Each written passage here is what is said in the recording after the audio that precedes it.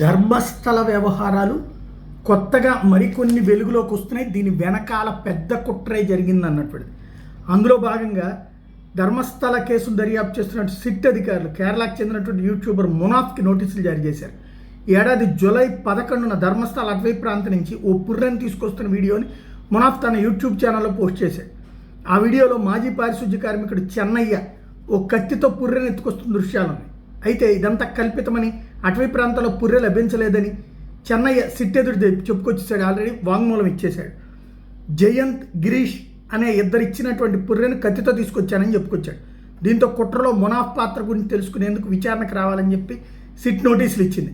ధర్మస్థల వివాదానికి సూత్రధారుగా భావిస్తున్నటువంటి జయంత్, గిరీష్ మట్టన్నవర్ అభిషేకుల్ని సిట్ శుక్రవారం విచారించింది. వాళ్ళని సిట్ కార్యాలయానికి పిలిపించి వేర్వేరుగా సుదీర్ఘ సమయం పాటు విచారించారు. మరోవైపు మాండ్యాకి చెందినటువంటి గోల్డెన్ కన్నడిగా అనే యూట్యూబరు సుమంత్ ఇంకో కొత్త విషయాన్ని బయటపెట్టుకొచ్చాడు. ధర్మస్థల వివాదం మీదన యూట్యూబ్లో పోస్ట్ పెట్టాలని యునైటెడ్ మీడియా అనే సంస్థ యూట్యూబర్ అభిషేక్ తనకు సూచించాడని సుమంత్ చెప్పుకొచ్చాడు. పోస్ట్ పెడితే ఫండింగ్ సాధ్యమవుతుందని అభిషేక్ చెప్పాడు అన్నాడు. అయితే అసలు ఫండింగ్ ఎవరు చేస్తారని అడిగాడట.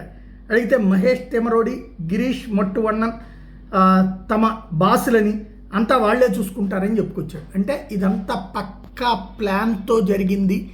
హిందుత్వాన్ని అవమానించడం, హిందూ పుణ్యక్షేత్రాన్ని అవమానించడం కోసం జరిగిన కుట్ర అన్న విషయం స్పష్టంగా కనబడుతోంది.